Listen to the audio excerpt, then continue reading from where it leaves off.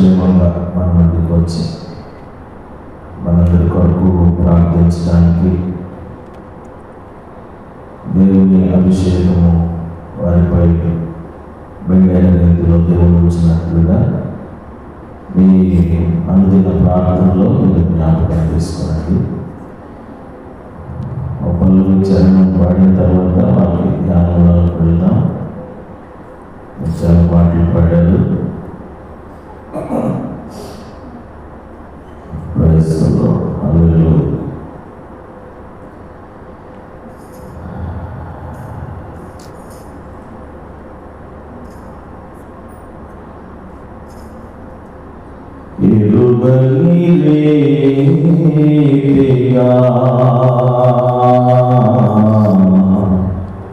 నన్ను దర్శించే కృపా ఎరుగలిగా నన్ను దర్శించే కృపా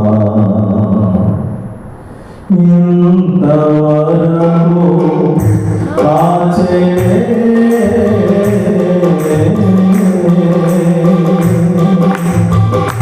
చింతనుంది కృపా అంతము వరకు నడిపించునే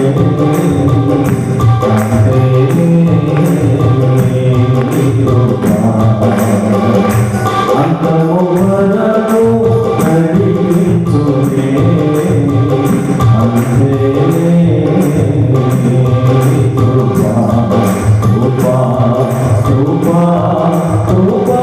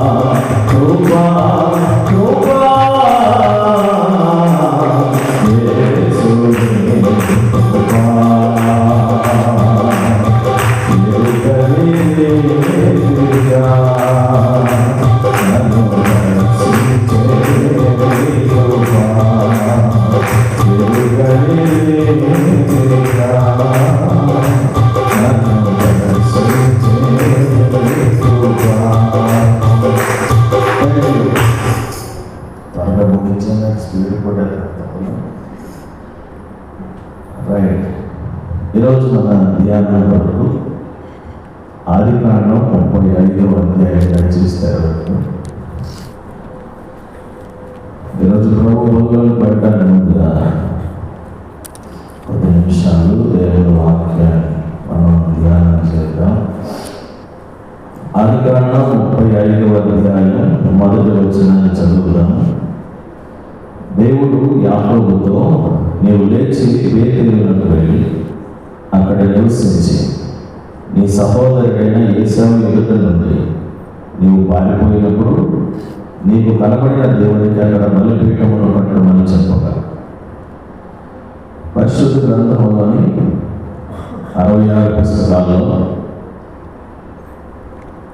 ఆదికాండం ఆరంభ పుస్తకం కనుక కొన్ని విశేషమైన విషయాలు, ఆరంభపు పలుకులు ఆదికాండంలో నిక్షిప్తం చేయబడి ఉన్నాయి.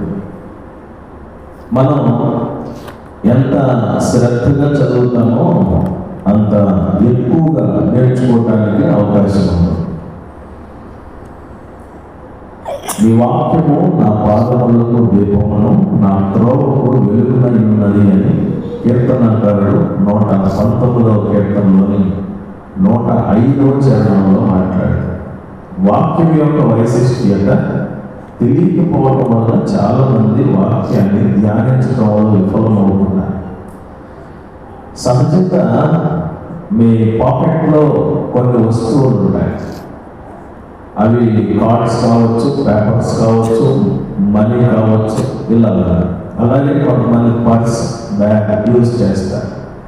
కానీ చాలా మంది దగ్గర బైబిల్ క్యారీ చేయరు.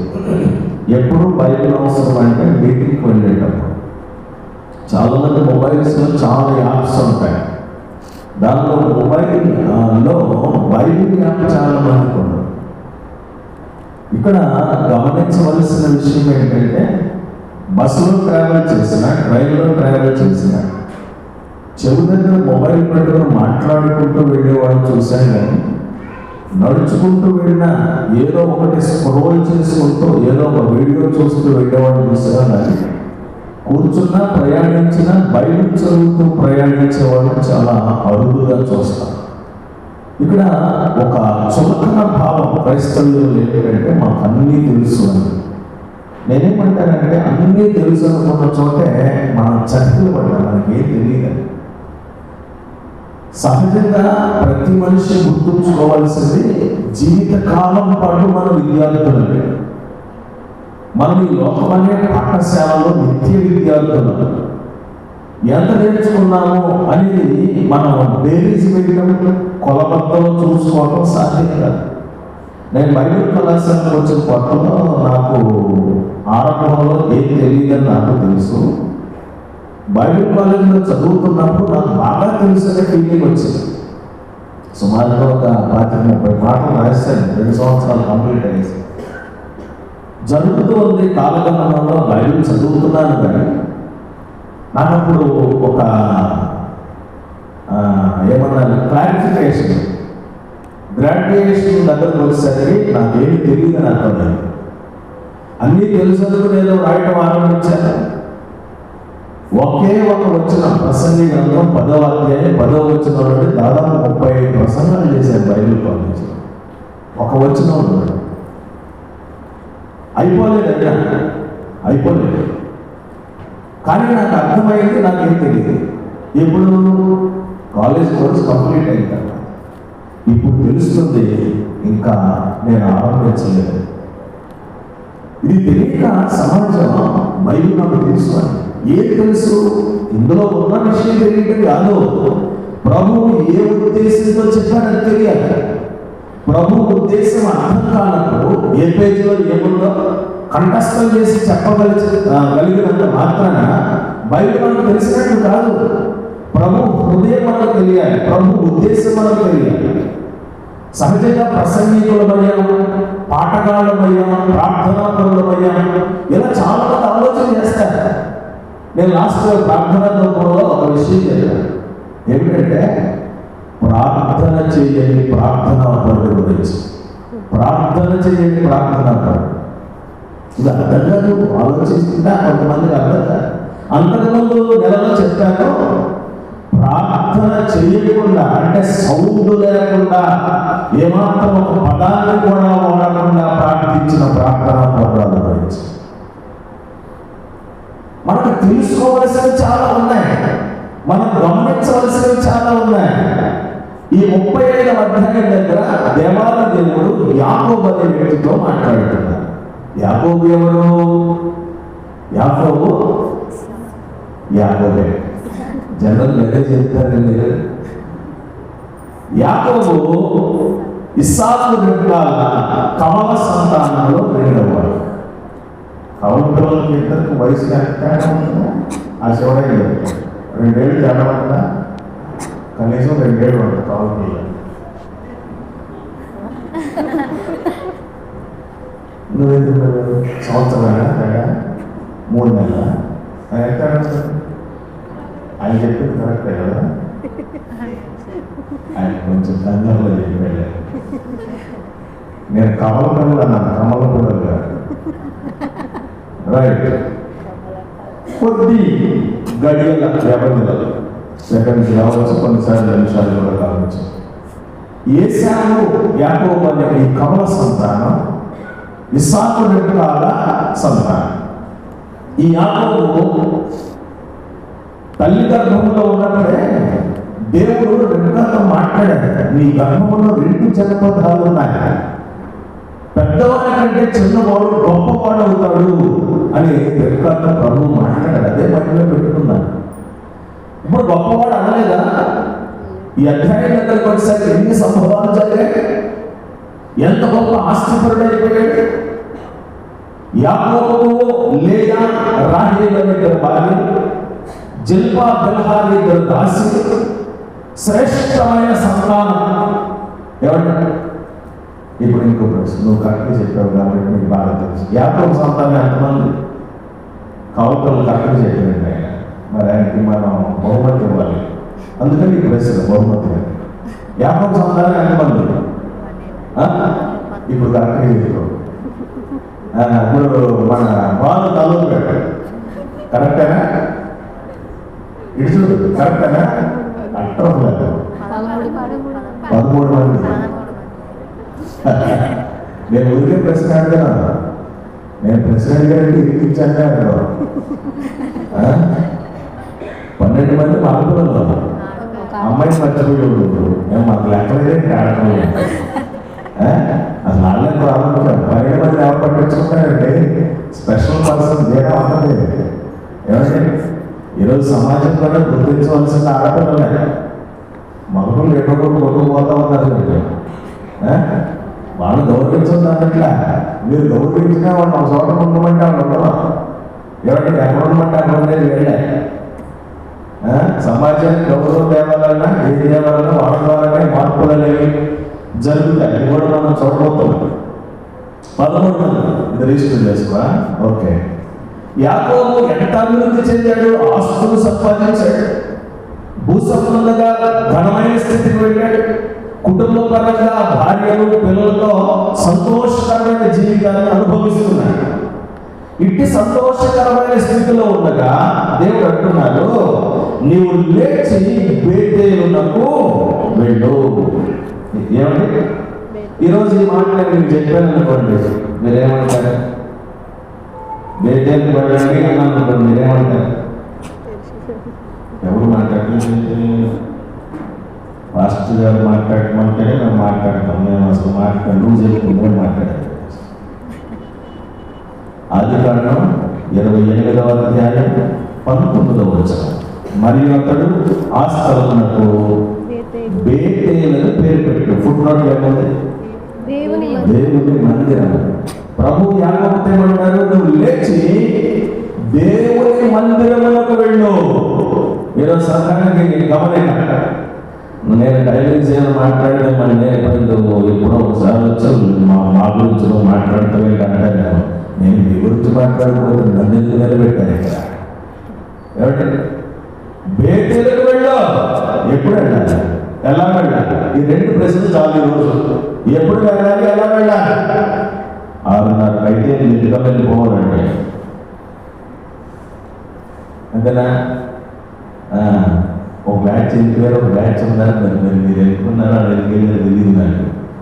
ఏమంటే నేను నా ఆరాధన వస్తాను 8 గంటలకి నాగవారపాటు చర్చిలో. అయ్యగారు ఇది అప్పగించారు, ఇది ముగించి నేను అక్కడికి వెళ్ళాలి. ఆల్రెడీ వాళ్ళు ఫోన్ చేసి చెప్పాను, ఆబ్సెంట్ అయ్యిందన్నాను, హోల్డ్లో పెట్టి వచ్చాను. ఏమంటే ఆల్రెడీ చాలా మందికి ఆబ్సెంట్లో పడిపోయింది, గ్రేస్ గార్డెన్లో ఉన్న వాళ్ళతో సహా. ఏమంటారు? ఆఫీసుకు వెళ్ళి కంపెనీ పరిశ్రమ మనం వెళితే కనుక ఏమంటే మనకు అటెండెన్స్ పడినట్లయితే ఏ టైంకి దమ్ పెట్టాలి? మమ్మల్ని ఏమన్నా అడిగేది అంత దమ్ముందా మనం అడగడానికి? ఇంకో మాట చెప్తున్నా, ఏమనుకోవాలి, దేవతో వచ్చేటప్పుడు వచ్చేవారు. ఇదిగో ప్రియులారా వచ్చేవారు, ప్రియులు దేవతో మధ్య రాబోతున్నట్టు ఎంతమంది వస్తారా? ఏసు రక్తం ఏం చేయం.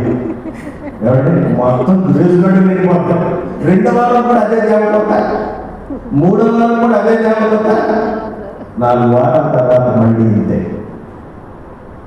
దేవత వస్తున్నానంటే వచ్చేది చూసాం అంటారు. మళ్ళీ అదే దేవతగా మార్చొచ్చుగా. 5 వారాలు, 1 వారం, 10 వారాల తర్వాత ఈ వారం యేసు ప్రభువు వారు రాబోతున్నారని అనౌన్స్ చేశారు. అప్పుడు ఎక్కడ ఉన్నది? మళ్ళీ ఫస్ట్, మళ్ళీ గ్రేస్ గార్డెన్ ఫుల్, 2వ వారం, 3వ వారం, 4వ వారం, 5వ వారం మళ్ళీ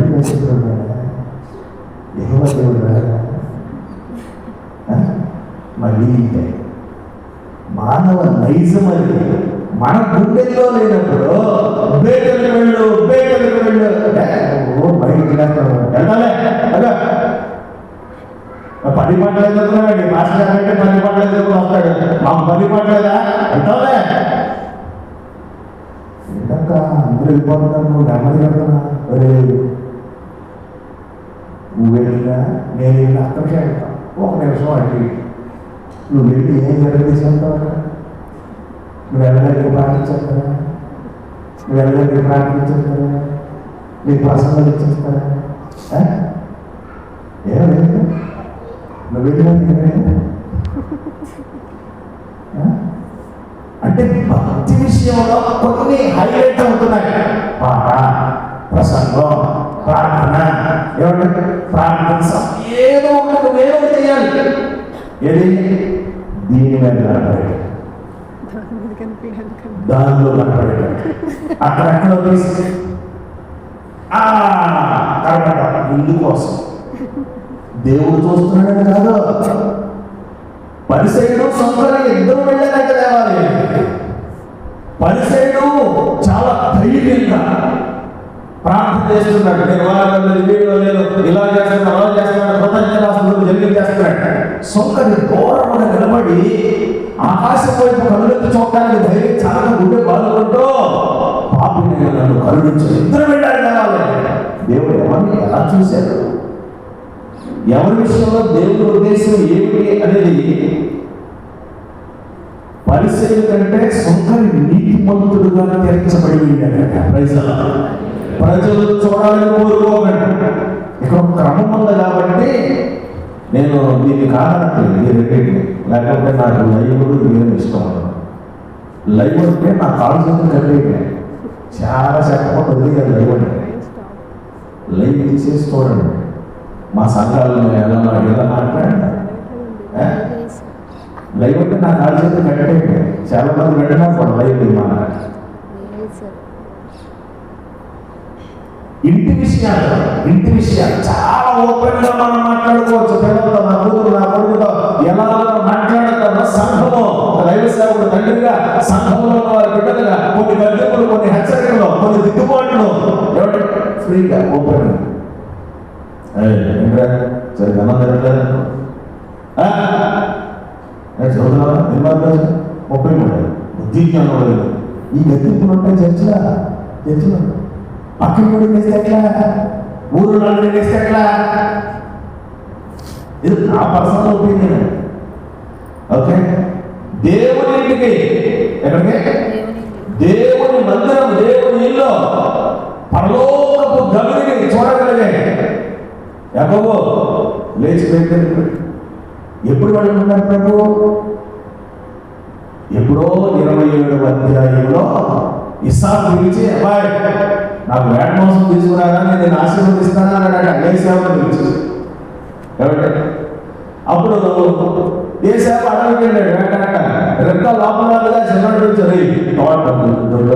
మేకలు కోసుకొని నేను నాన్నగారు మంచి భోజనం చేస్తాను, నేను ఆశీర్వదించేస్తాడంటే అలాగంతా తీసుకొని వచ్చాడు. ఏదో ఒక మాడి వేసి ఆ చక్కం కప్పేసి ఆ అన్ని దొరికేసి మరి నాన్నగారు గుర్తుపట్టొచ్చావు కదా, అప్పుడు నేను గుర్తుపట్టాను కదా, అప్పుడు ఆశీర్వాదం శాపమే కదా, అరే అయ్యే చూసుకుంటాను కదా బాబాని మొత్తాన్ని మాడి చేశారు ఇసారు.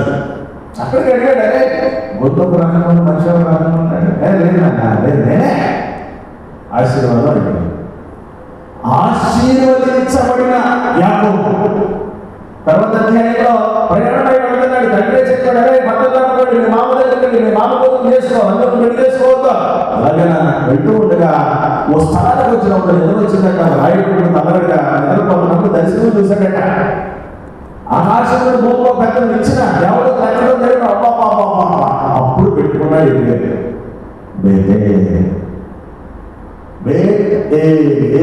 దేవుడు. ప్రతి దీన్ని గమనించండి.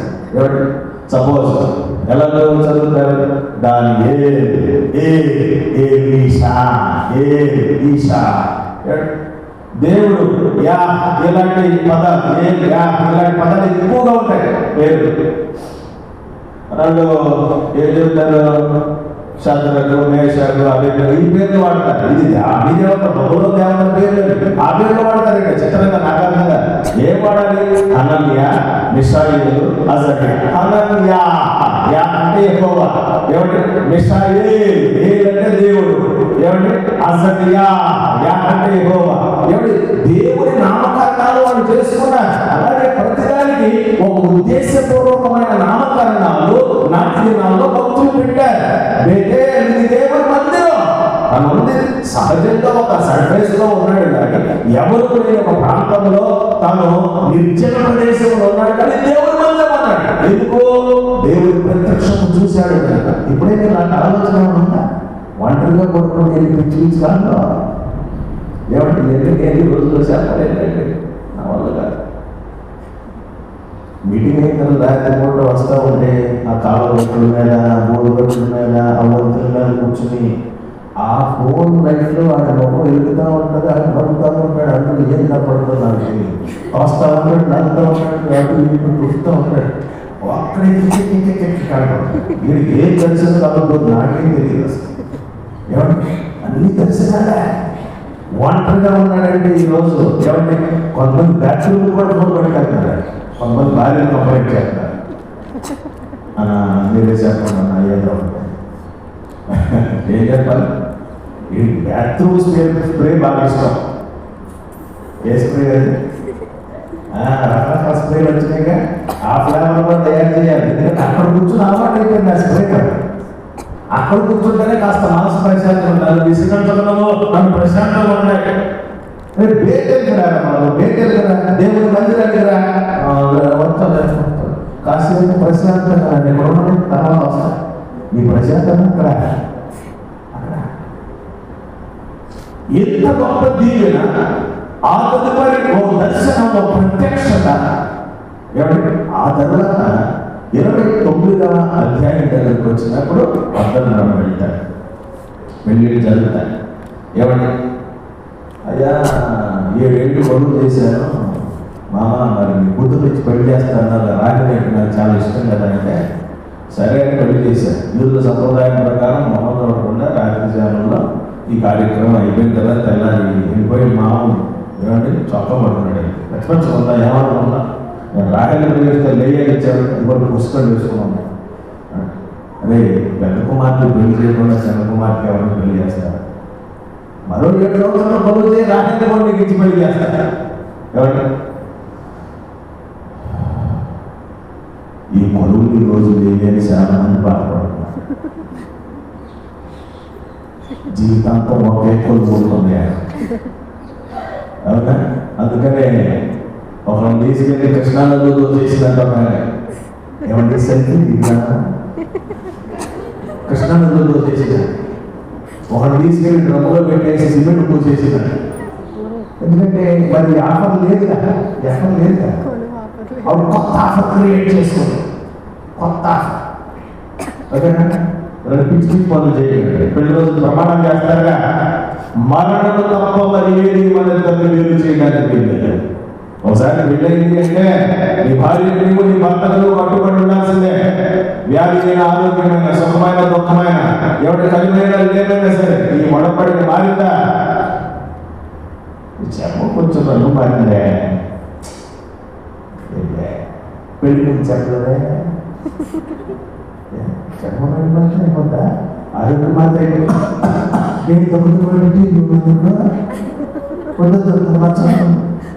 నేను బాబు ముందు చూసుకోవాలి.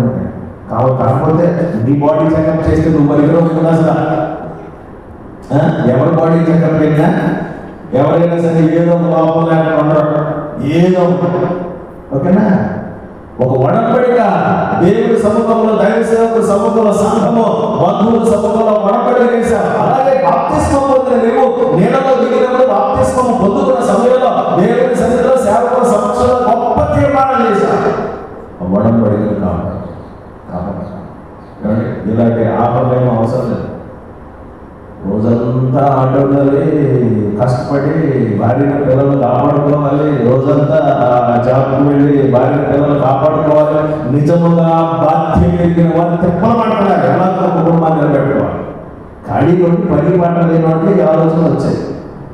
ఏమండి, నీ భార్య మీద, నీ పిల్లల మీద, నీ కుటుంబ జీవనం మీద, నీ సంసారంలో కావలసిన వనరులు కూర్చున్న ఆలోచన ఇవ్వంటే నీకు రెండోది చేస్తా. యాకోబు పరిస్థితి వేరు, పాత నిబంధన కాలపు పరిస్థితి వేరు. యాకోబులో దేవుడు ఎలా దీవించాలనుకున్నాడో ఆ దీవించబడే విధానాలు వేరు. దానికి మనం అప్లై చేసుకోవడానికి వీల్లేదు. యాకోబు రాహేలు కోసం మరో 7 సంవత్సరాలు కొలువు చేశాడు. ఏమంటే శ్రేష్టమైన సంతానాన్ని పొందుకున్నాడు. 30వ అధ్యాయం విశేషమైన భావజాలాలు ఉంటాయి. అంటుంది, అయ్యా నా గర్భఫలం నేను ఎడమైన చర్చల్లో అందట. యాకోబు భార్య రాహేలు వచ్చి, నీకు గర్భఫలం ఇచ్చుటకు నేను యెహోవాకు ప్రతిగా ఉన్నానా అని కోపంతో మాట్లాడి, నాకు అలా సౌమ్యంగా మాట్లాడాను. ప్రేమించిన భార్యని ఎంత కోపం ఇచ్చుకున్నాడు తెలుసా? నేను ప్రతిగా ఉన్నానా? ఎప్పుడైనా మీ ఇంట్లో సమస్య, బిడ్డల విషయంలోనైనా, ఆర్థికమైన విషయాల్లోనైనా మీరు గొడవ పట్టాలి కాదు. అది ఎన్నో వచనం ఉందండి? 2వ వచనం. యాకోబు కోపంలో రాహేలు మీద నలుగురున్నాడు, అతను నేను నీకు గర్భఫలం ఇయ్యకపోయిన దేవునికి ప్రతిగా ఉన్నానా? ఏం మాట్లాడుతున్నా? బుద్ధి జ్ఞానం లేక ఏదో పైకి కోపం దోషం చేసుకున్నాను. మీ బుర్రంత శాఖ అనుకోవాలి. ఎవరిని అడగాలి? ప్రభువుని అడగాలి. బుద్ధి తెచ్చుకుని రాహేలు ఏం చేసిన చూడండి, 22వ వచనం. దేవుడు రాహేలును జ్ఞాపకం చేసుకొని ఆమె మనవి విని ఆమె గర్భము తెచ్చాడు. ఆమె మనవి విని. ఎందుకంటే యాకోబు అడిగాను, భర్తను అడిగాను. భర్తను కాదు అడగాల్సిందే, దేవుడిని అడగాలి. దేవుడు అడగాలని తెలుస్తుంది. దేవుడు పిల్లారా, అన్న కూడా అదే చేసి సమయం మొదటి అధ్యాయంలో నేను 10 మంది కుమార్తెలు నీకు ఎక్కువగానా అన్నాడు. సరే ఇలాగే చాలా విన్నావు. అతనేమో అవి లేకపోయి నన్ను నా మీద చేస్తే ఎగటాలు చేసేస్తున్నాను. నా పిల్లలు లేకపోతే నేనేమైపోతా? నువ్వు ఎంత పిల్లలు మొసలు పడిపోతాం. పిల్లలుంటే మనం కొంచెం ఆధారంగా అడగలిగిస్తారు. నాకు ఒక ఆలోచన ఉంది, దేవుడి సేవ కొరకు నా గర్భంలో పుట్టే సంతానాన్ని సిద్ధపరచాలి అనే ఆలోచన ఉంది. వెళ్ళింది ఏమంటే ప్రార్థన చేసింది, సంతానాన్ని పొందుకో. రాహేలు కూడా అదే చేసింది. దేవుడి పిల్లలుగా మీ సమస్యలను భార్యాభర్తలు ఇద్దరు కలిసి ప్రార్థన చేసి పరిష్కరించుకుంటారా?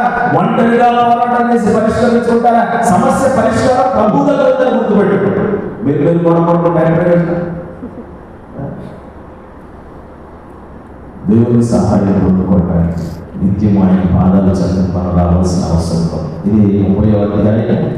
30వ అధ్యాయంలో ఏమైనా చాలా తాను సంపాదించుకుని మరో 6 ఏళ్ళు కొలువు చేయడం ద్వారా గొర్రెలు మేకలు విస్తారంగా విస్తరించిన తర్వాత 31వ అధ్యాయంలో వాళ్ళిద్దరు చెప్పాడు, లేయకు రాహేలు, మీ అన్నలు లేకపోయింది, మన మీద గొడవపడి మన ఆస్తులు ఆగేసుకునేటట్టున్నారు, మనం లేచి వెళ్ళిపోదామని లాభాలను చెప్పకుండా రాత్రి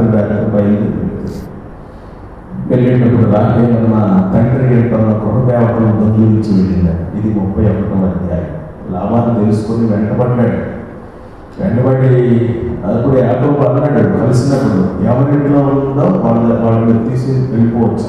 గుడారాలన్నీ వెతికాడు. రాహేలు అబద్ధమైంది, దాచిపెట్టింది. ఒంటరి సామాన్లు కూడా పెట్టి దాని మీద కూర్చొని నాన్నగారితో ఈ మాట మాట్లాడితే నన్ను చెక్ చేయడు అని ఒక అబద్ధం చెప్పేసింది. అక్కడ వాళ్ళిద్దరూ ఒక నిబంధన చేసుకుని యాకోబు లాభాలను వారిని దీవించి కుమార్తెను ముద్దు పెట్టుకుని లాభాన్ని వెళ్ళిపోయాడు. 31వ అధ్యాయం. 32వ అధ్యాయం దగ్గరికి రావడానికి ముందు మళ్ళీ ఒకసారి బేతేలు జ్ఞాపకం చేస్తాను. యాకోబు బేతేలు వెళ్ళాడు. ఎందుకు బేతేలకు వెళ్ళాను? నాకేం తక్కువ? తండ్రి ఇస్సాకు ఆశీర్వాదం ఉంది, నాకు భార్యలు ఉన్నారు, దాసీలు ఉన్నారు, పిల్లలు ఉన్నారు, విస్తారమైన ఆస్తులు ఉన్నాయి. ఎందుకు బేతేలకు వెళ్ళాలి? ఈరోజు చాలా మంది ఉన్న ఆలోచన, ఎందుకు దేవుని మందిరానికి వెళ్ళాలి? వ్యాపారాలు ఉన్నాయి, ఉద్యోగాలు ఉన్నాయి, సంపద ఉంది, బంగారం ఉంది, డబ్బులు ఉన్నాయి, పొలాలు ఉన్నాయి, స్థలాలు ఉన్నాయి, నాకు మంచి పిల్లలు ఉన్నారు, మంచి భార్య ఉంది, మంచి భర్త ఉన్నాడు, ఎందుకు దేవుని మందిరానికి వెళ్ళాలి? నిజమా? ఇవన్నీ నీకు ఇచ్చినందుకు వెళ్ళాలి. ప్రయత్నంలో ఇవన్నీ నీకు ఇచ్చిన అడిగారు, నన్ను దీవించారు. సామెతల గ్రంథం 10వ అధ్యాయం 22వ వచనం, యెహోవా ఆశీర్వాదం ఐశ్వర్యించు, నరుల కష్టము చేత ఎక్కువ కాదు. ఇప్పుడు నరుల కష్టము చేత ఎక్కువ కాదు. నువ్వు ఒక రూపాయి కూడా పెంచుకోలేవు దేవుడి కృప లేకపోతే. నాకు 50,000 అంటే, నాకు 1,00,000 అంటే, నాకు 10 లక్షలు, దేవుడి కంటే పడుకుంటా అంతే. నాబాలు అనేవాడు ఉన్నాడు, రాజులు విందు చేసుకుంటున్నట్లుగా విందు చేసుకుంటా ఉన్నాడట. దేవుడు మొత్తాడట, 10 రోజులు చచ్చుకున్నాడట. దేవుడు వేస్తున్నంత వరకే బాగుంటుంది అన్న పరిస్థితి. కానీ వెళ్ళు 50 మీద వెళ్తున్నాం, వెళ్ళు 100 మీద వెళ్తున్నాం, సరే వెళ్ళు 120 వెళ్ళు అన్నంత వరకే. లేకపోతే కంకర్లాగా వచ్చి గుద్దేస్తాడు. బస్సు మొత్తం కంకర్లో కూలిపోయాడట. వెళ్ళా దేవుడు వేస్తున్నంత వరకే బాగుంటుందా? దేవుడు నో అన్నారా? ఏమంటే శుక్రవారం రాత్రి దేవుడు అన్నారు. నాగవరం పళ్ళు ఆరాధన అయిన బండి చూసుకుంటే పరిచయం నో. ఇక అప్పుడున్న నా పరిస్థితి, బండి ఎక్కితేనే సైపడి వచ్చేస్తా, మీకు దాన్ని తోసుకురాలి. ఎవరు తోసుకొచ్చానండి? చాలా సంతోషంగా దేవుడు స్తుతించాయి. కారణం ఏంటంటే ఈ అనుభవాలు సేవకులు కావాలి. ఎక్కడా దేవుడు దూషించాలా, నిందించాలా, ఎక్కడా పాపడాలా ప్రభువా. అప్పుడు దాకా నేను చెప్పిన వాక్యం విశ్వాసం బాగా చెప్పుకుంటే వెళ్తున్నారు, నేను నడుచుకుంటూ వస్తాను. ప్రభువా ఎప్పుడైనా నువ్వు నేనే నవ్వుతూ వాళ్ళకి బాగా చెప్పాను. ఒక్కళ్ళు ఆగట్లు ఇల్లయ్యే వాడు చూస్తాను, లేదు ఒక్కళ్ళు ఆగట్లు బాగా అంటారు. నేను నడిపిస్తాను, ఒక్కళ్ళు ఆగట్లే. నేను పంచరిస్తాను, ఒక్కళ్ళు ఆగట్లే.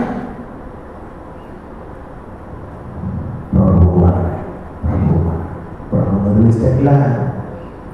నీకు మంచి భార్యను మంచి భర్త ఇచ్చిన ప్రభువును వదిలేస్తే ఎట్లా?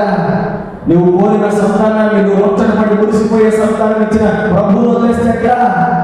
నువ్వు ఉంగరమో వాచ్యనో లేకపోతే బ్రాస్లెట్లో వడ్డాణాలో చెవులకో ముక్కులకో మెడలకో పెట్టుకునే ఆభరణాలు ఇచ్చిన ప్రభువు వదిలేస్తే ఎట్లా? కృతజ్ఞత ఉండదు. బేతేలుకు వెళ్ళుదాం. బేతేలుకు ఆయన చిన్నప్పుడు లెక్క 1, 2, 3, 4 ఆరాధనలు ఏదో ఆరాధన వెళ్తాను.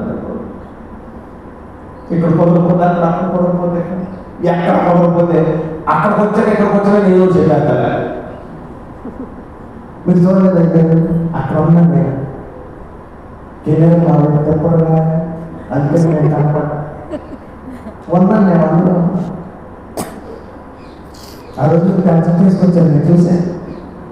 పాస్టర్ ఎప్పుడు క్యాన్సర్ ఒక్కడే చూసిందే మళ్ళీ ఆలోచించాలి. నువ్వు దేవుడు మందిరానికి రా, దేవుడు సహవాసానికి రా. మనుషుల మధ్య పెట్టి ఆలోచనకెందుకు? ఇది సాతాను వారి తంత్రాలు. హృదయపూర్వకంగా భక్తి చేసేవాళ్ళు ఎంతమంది ఉన్నారు? ఏమంటే నా ఈశ్వర గారు ప్రార్థన చేసేవాడు, ప్రభు ఇక్కడ ఉన్నప్పుడు 4 రోజుల నుంచి బాగా ఉన్నాగానే బయటకు వెళ్ళినప్పుడు నేను ఎక్కడ ఉన్నావు?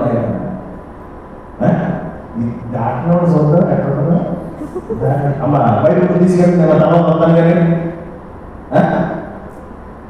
భర్తలు ఎక్కడికి వచ్చిన తర్వాత బయటకు తీసుకుంటారు. భర్తలు లోపలికి వచ్చిన తర్వాత బయటకు తీసుకుంటారు. మళ్ళీ దాటిలో మళ్ళీ ఇచ్చేస్తారు బయట. ఇది నాకు సంబంధం లేదు, ఇది నీకు మోసం.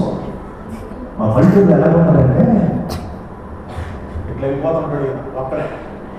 వెనక పెద్ద సంచి సంకలో పిల్లాడు, పక్కలో పిల్లాడు. అన్న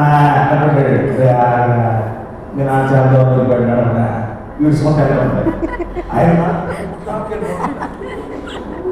ఇది ఒకప్పుడు, ఇప్పుడు ఆవిడ ఉండేది మాకు ఇంత హైటీస్ ఈయన సంచి సంకలో పిల్లాడు కింద కుక్క కాడిపోతాం. ఈ సంచి పక్కన పెట్టి మీ అమ్మ వెళ్ళిపోతున్నారా, అక్కడ గొడవ పెట్టేసుకుంటారా, మన హెడ్మాస్టర్ కదా దేని పరిస్థితులు ఇచ్చేస్తారా? ఎంతసేపు పెట్టి అంటారా? మరి నువ్వు వెళ్ళిపోయావు, మరి సంచి పిల్లలు ఉన్నారా మరి మాత్రం అలవాటు చేసుకొని పోయావా? ఈరోజేమో కొత్త ఇది ప్రస్తుతం మా పల్లెటూరులో డెవలప్మెంట్ అన్నీ ఉన్నాయి, ఇంకెందుకు ఉన్నాయి, అన్నీ ఉన్నాయి, ఇంకెందుకు లేదు, సంతోషం ఉంది, సుఖం ఉంది. నేను రేసిడెంట్లో ఉన్నప్పుడు అంటే 6 దినాల్లో కింద డైనింగ్ హాల్లో ఇప్పుడు ఆ రూమ్ వాడట్లేదు, ఏదో సామాన్లు పెట్టారు, ఆ రూమ్లో ఉండేవాడు. ఎంత టీవీ ఉండేది, మనం 900 పెట్టుకుంటున్నాం టీవీ. దాన్ని చూడాలంటే మా కళ్ళంతా ఉండాలి, దూరదర్శనం తప్ప ఏ కదా. దానికోసం పొలం యాంటీనా ఉంటుంది, దాన్ని చూసి మురిసిపోయేవాడు. ఒక్కొక్కరి ఇంట్లో 102 టీవీలు ఉంటాయి కదా. ఎప్పుడైనా ఎవరైనా గుర్తుపెట్టుకోండి, ఎన్నింటికి ఆఫ్ చేస్తారో దాని మీద మీ ఫోకస్ ఏర్పడుతుందో వాక్యం మీద, వాక్యం చదవటం మీద, ప్రార్థన మీద, ప్రార్థన మందిరానికి ఉండటం మీద మీ శ్రద్ధ ఒకసారి ఆలోచించండి.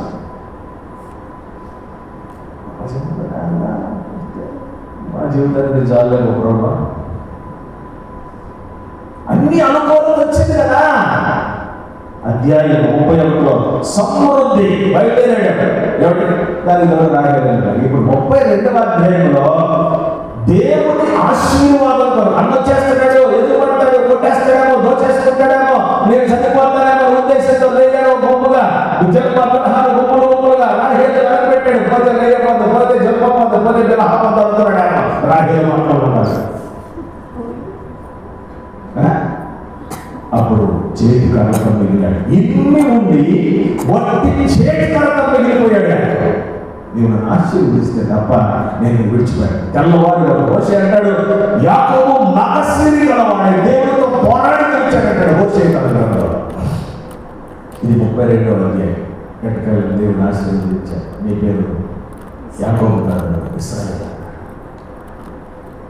33వ అధ్యాయం.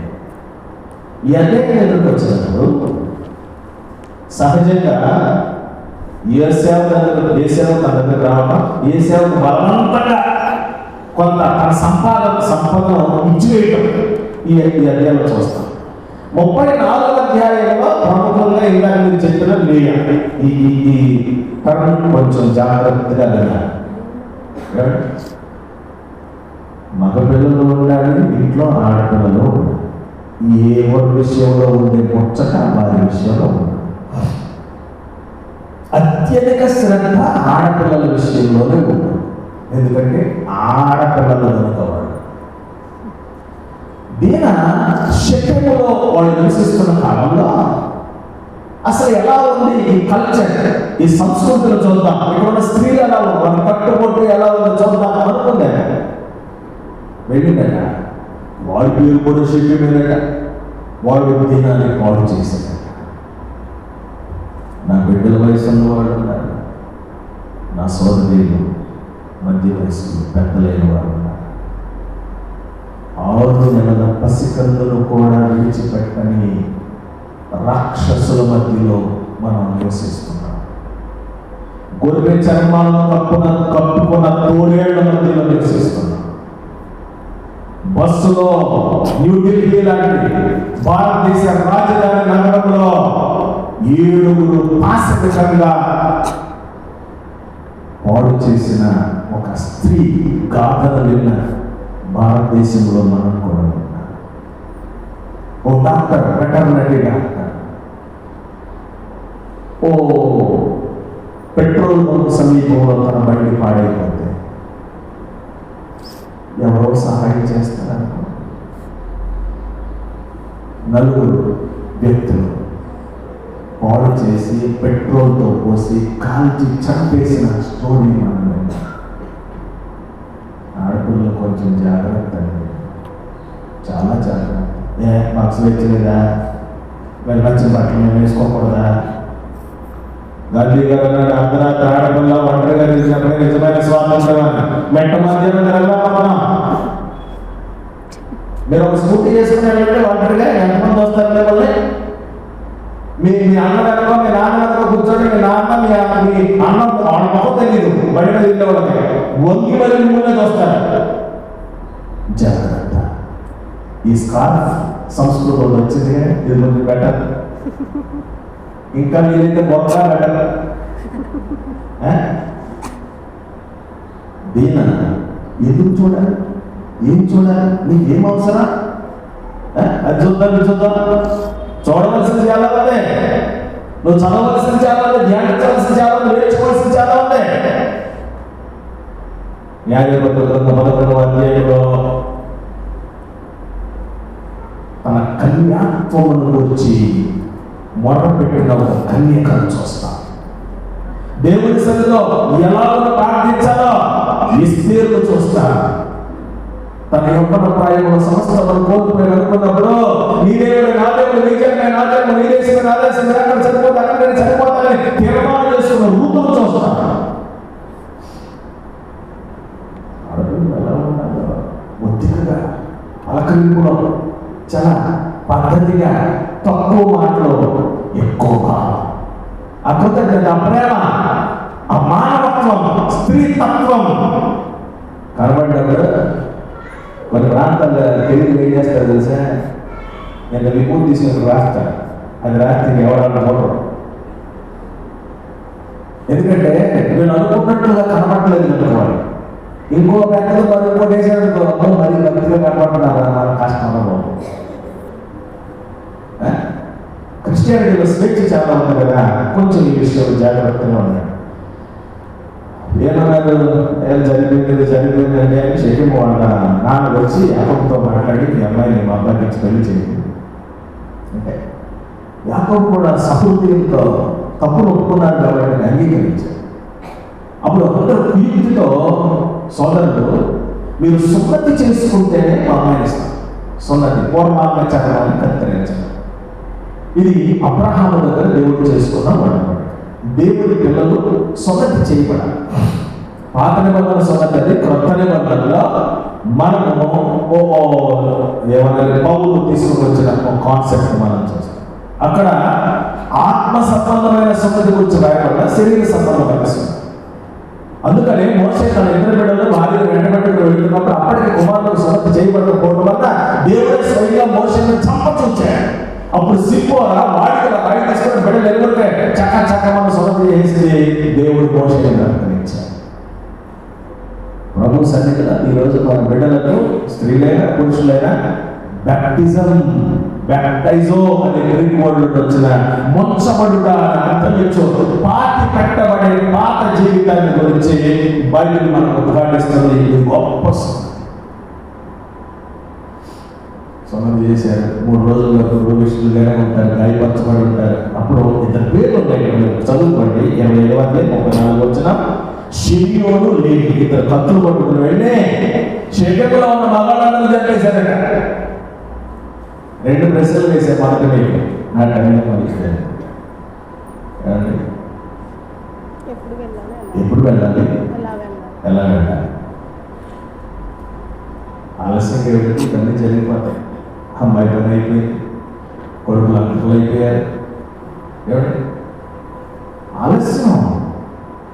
ఆలస్యం వల్ల కలిగే నష్టాన్ని నువ్వు డైరెక్ట్గా ఎప్పుడైతే ఆస్తులు సంపాదించుకున్నావు డైరెక్ట్గా బేతలు పడిపోతాయి. బేతల దగ్గర ఏంటి ఏమన్నా చేస్తున్నావు?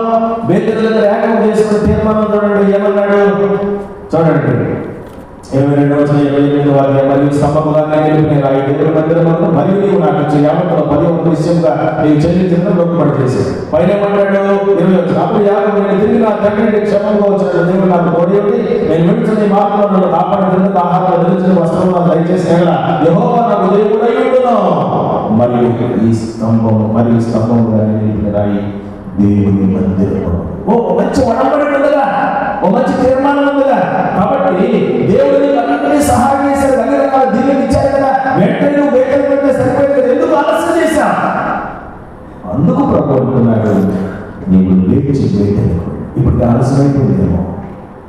ఇప్పుడు నువ్వు దేవుడి మందిరాన్ని పడవలసిందిగా మందిరాన్ని పడకుండా కచ్చట్లాడుతూ ఉన్నావేమో.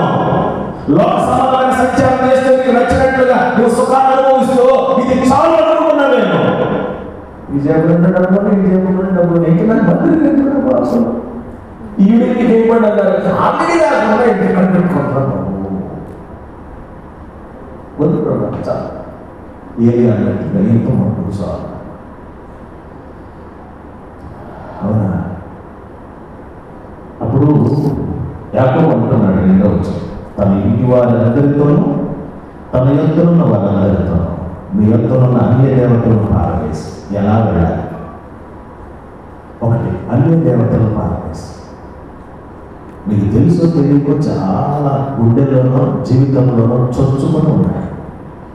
30వ అధ్యాయము 19వ వచనం ఏమవుతుందంటే అది కన్నా 30:19 మరలా గర్భవతి అయి చదువుతారా? యాకోబునకు 31 అట్లు దేవుడు 31 లాబాను తన గొర్రెల కోసం కత్తిరించుటకు వెళ్ళి ఉండగా రాహేలు తన తండ్రి ఇంట్లో ఉన్న గృహదేవతను దొంగిలించాడు. ఇంట్లో ఏమన్నా ఇప్పుడు యాకోబులో దేవత, అన్ని దేవత. మొదటి విషయం ఏం చెప్తాడు? తన ఇంటి వారందరితో, అలాగే తన పనివారు, తన దగ్గర ఉన్న వాళ్ళందరితో మీ యొక్క తన అన్య దేవతలను పారవేసి.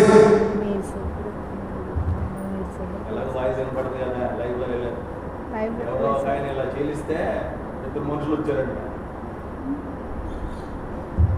ఆ ఛాన్స్ ఉంటేనా? ఏమండి మీ గుండెలు ఎవరున్నారో ఒకసారి నాకు చూపిస్తారా? పెళ్ళి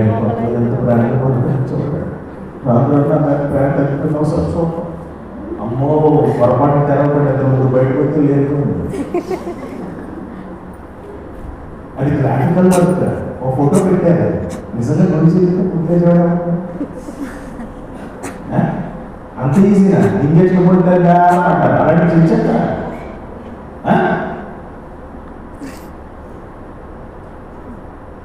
కొరింథీయులకు రాసిన 2వ పత్రిక 6వ అధ్యాయంలో నేను మీకు తండ్రి అయ్యిండు, మీరు నాకు కుమారులను కుమార్తెలయ్యిండు, నేను మీలో నివసించి సంచరించాలని ప్రభు చెప్పారు. ఆ కాన్సెప్ట్ ప్రభు తీసుకున్నాడు.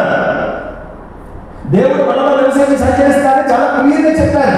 అది కాన్సెప్ట్. అదే తప్ప ఎక్స్రేలు స్కానింగ్ లో లోపల వేసుకున్నాడు కనపడేటట్లయితేనా ఈ పాటికి చిన్న ఎక్స్రే తీసుకుంటే చాలా చర్చ వరకు మనం రావాల్సిన ఎక్స్రే తీసుకుని ప్రభుత్వ లోపల సోదరు వందనాలు ప్రభు అప్పుడు బాగా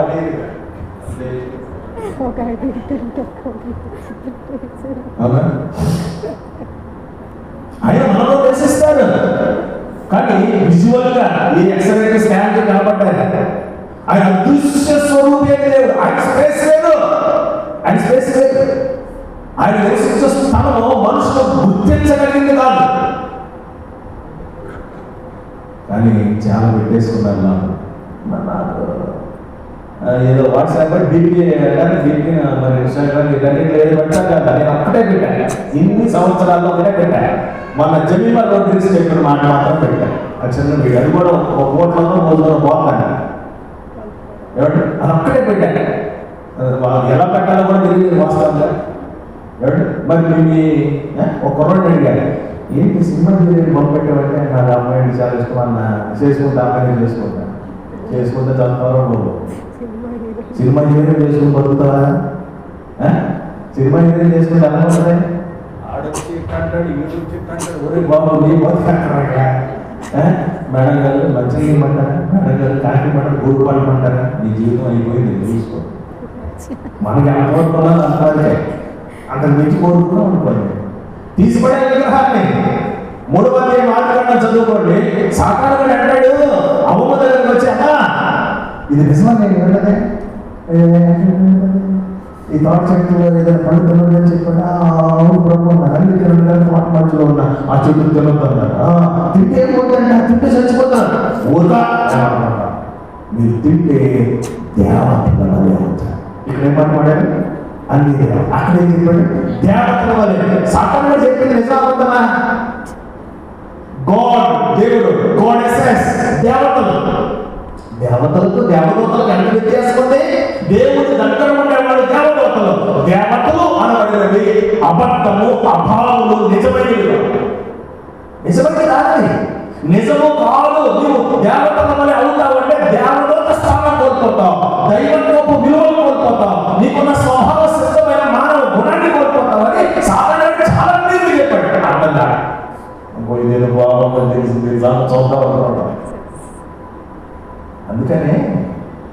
మనం అలా మారిపోతూ మనలో కూడా కొన్ని పెట్టేసుకుంటున్నాం.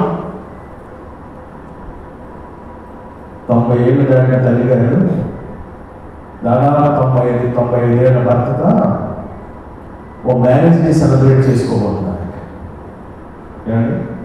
10 minutes ప్రభు వల్లకి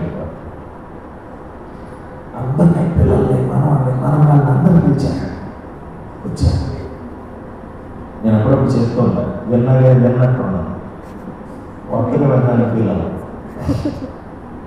అందరూ వచ్చిన తర్వాత తెల్లారి ఈ మామగారు కనపట్ల 90 ఏళ్ళ మామగారు, అమ్మ ఎక్కడ, అత్త ఎక్కడ, మా అమ్మ ఎక్కడ, నాన్నమ్మ ఎక్కడ, వీళ్ళందరూ వెతుకుతారట. ఓ వీళ్ళందరూ ఇల్లు, ఈ కొడుకులు, కూతుళ్ళు, అల్లుళ్ళు, ఎవరి ఇలా అందరితో ఇల్లు నిండిపోయి సుమారు 200 మంది బయట ఉన్నారట. అంత సంతానం. 10-10 టైంలో మామగారు పెద్ద వేడి తెలుసుకుని బయట లోపలికి వస్తున్నాడు. అమ్మాయి ఎక్కడికి వెళ్ళిపోయాడు, అమ్మాయి ఎక్కడికి వెళ్ళిపోయాడు, అత్తగా ఇదేంటి ఇప్పుడు వరకు ఎక్కడ అని అందరూ ఎదురే వస్తుంటే ఏదో రకంగా నడిపించుకుంటూ తీసుకొని కూర్చోబెట్టే. ఎక్కడికి వెళ్ళామంటే పోలీస్ స్టేషన్కి వెళ్ళొచ్చానన్నా.